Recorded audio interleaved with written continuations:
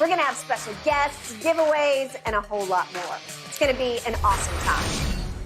All right. Last night, Russell Westbrook, he passed Gary Payton for 10th on the NBA's all-time assist list. Westbrook did it with 10 dimes in last night's Lakers loss to the Nets. Shannon, how surprised are you by this? I'm not surprised at all. Skip, the guy's led the league in assists on multiple occasions. He's had double-digit assists in 5 separate seasons. Had a single season high of 11.7. He's averaging 7.5 off the bench, which is an incredible number. Because assists, Skip, you're relying on somebody else to do a job. In rebounding, I get the rebound, I get credit. That's 1 rebound. I score a bucket, a free throw, or 2 or 3, I get that. I pass you the ball, you got to make the shot. You don't make the shot, I get nothing. I can have the greatest pass alive. Yep. You don't finish it, I get nothing.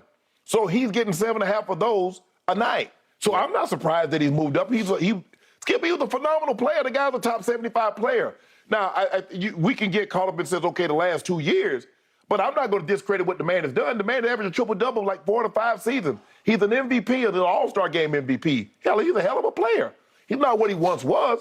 But to try to diminish that, I'm surprised. I'm not. I'm not surprised that Russell Westbrook is top 10 in assists, considering he is a point guard, considering he has led the league in assists, and he's averaged double-digit assists on 5 occasions. Skip, that's not easy. No. So I'm not surprised at all. I think when it's all said and done, he'll be a little higher than 10th. I don't know how high he'll get on the list, but he's not going to be, he's 100 behind Isaiah. Yep. And he's 900 behind Oscar for 8 and 1,100 over almost 1,200 behind Magic. So there's a chance he could be top 6, maybe top 5. I got to tell you, I was very surprised because it snuck up on me. I just hadn't tracked the fact that he was piling up assists. But to your point, well, he obviously 4 out of 5 years before he came to LA, he's triple-double, so he's piling up assists. Right. Even though you don't think of him as an all-time assist type of a leader. Right. Look, I watched him at UCLA, and yet I didn't watch him because he never really caught my eye because he was not a pure point guard at UCLA. I don't even know what he was. Yeah. He was just a basketball player. He was an athlete. Okay? He was just out there trying to figure it out on the fly, and you could see the explosion, but you couldn't see the skill yet. And, again, he gets to Oklahoma City in the first year. I couldn't see it. He averaged 5 assists, and I thought, well, he's trying to figure out how to do it, but it seemed forced. Like he started most of the games his rookie year, but it's like I'm trying to figure out how to do this. I'm trying to will the ball to other people, but it's not natural to me. It doesn't come effortlessly to me because I got to think hard about it. I know if I played with Kevin Durant, I'd have had double-digit assists every year. Okay, well, that was part of the battle. That was part of it right there. The reason I get distracted is because 4 times Russ has led the league in turnovers. Yeah. I get distracted because even this year, in turnovers per 36 minutes, he's number 1 in the league. Right. And he had, by the way, we're about to get to this, he had 6 more last night. I get so distracted by the turnovers because they're so glaring and they're so ugly, they're so bad. They're like all-time yank him from the game bad, where I say, man, if I was playing in church league, the coach would have yanked me for that turnover. And he still has, to my eyes, the worst hands of any point guard I've ever seen because he has a hard time holding on to the basketball. But I saw an interesting quote from Troy Brown last night after the game, and they gave him a standing ovation after the game, as they should have. I mean, you got to 10th, top 10 all time. Yeah. Okay, that's a real achievement. And Troy Brown said, his ability to get the ball out of his hands so quickly is what's so impressive. Russ will be in mid-move, and it'll just be fired at you. Well, yeah, it will, because I don't think he has a plan. Right. Like he'll leave his feet, and it's just like I'm gonna do that, and I'm just gonna whip the ball to Troy Brown, and you better be ready because you're gonna get it right between the eyes when you might least expect it. Not a natural point guard. And yet he has done this. He's eclipsed a guy I had a lot of respect for, Gary Payton, the glove. Yep. Well, look, he's done it. Russ has played, let's just round up, 37,000 minutes. Glove played 47,000 minutes. Right. So he's caught him and passed him in 10,000 fewer minutes. Right. Well, that's pretty great. He's played 2 years fewer. Right. He's in 15, and Gary played 17 full seasons. Right. Okay? Well, That's pretty great, right? Yeah. But again, you snuck up on me because I get distracted by all the shots you missed, the three-point shooting you missed, the free throws that you missed, and by the turnovers. So here's last night. He gets 10 assists, but I'm going to show you the turnovers because I watched the game kind of with one eye because it was kind of hard to watch without LeBron and AD. But here are 6 turnovers last night. He had 2 in the fourth quarter. I mean, that's just craziness. Okay, he walked. And I have no idea. Like those are ones where you just say, Darvin, are you going to let that happen? Darvin, you want to get him out of there? That's careless. It's just careless. And here we go the other way. Russ. Okay. Yeah.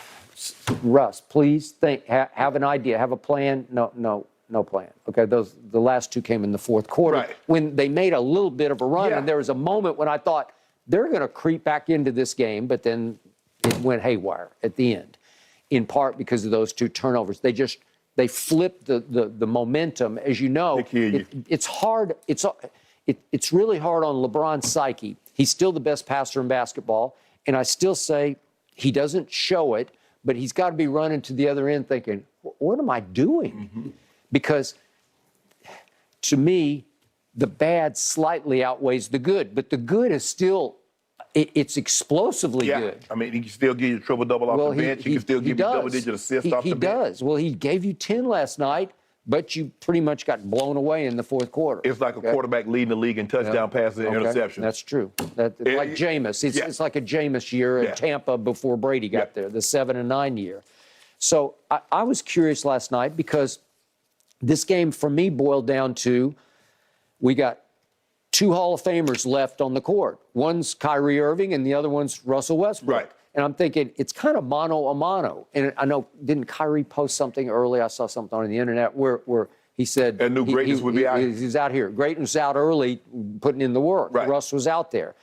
So Russ shoots 5 of 15. It wasn't good enough. No, it wasn't great. But the 10 assists is great. 6 turnovers undercut. And he winds up with 17 points, but 10 assists, and Kyrie had 25 points. Kyrie did not have a great game either, but 25 points, 7 rebounds, 6 assists, but it was enough. It was just enough, and he got a lot of help. Yeah, Cam. Yeah, and Patty Mills had a game because he was rarely. He was due now. Yeah, he was due because he doesn't get to play very much, but they were down not only Kevin, but Ben Simmons once again. I don't know what's going on. Yep, here we go again. Jacques Bond just be rolling like. He's like, yep, here we go again because he's got. The demons. He's got demon soreness is what he's got, okay?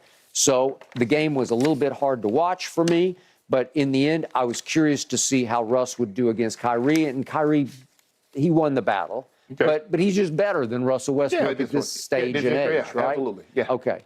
Congratulations to Russ, because like the quote from Russ that I loved was, he said, if somebody told me 15 or 20 years ago that you'd be top 10 assists, I'd look at him like they was crazy. Well, you would, because I think he knows in his heart of hearts, he's just not a point guard. Right. It did not. It's not like he was born to be Magic, John Stockton, Jason Kidd, Chris Paul, name them.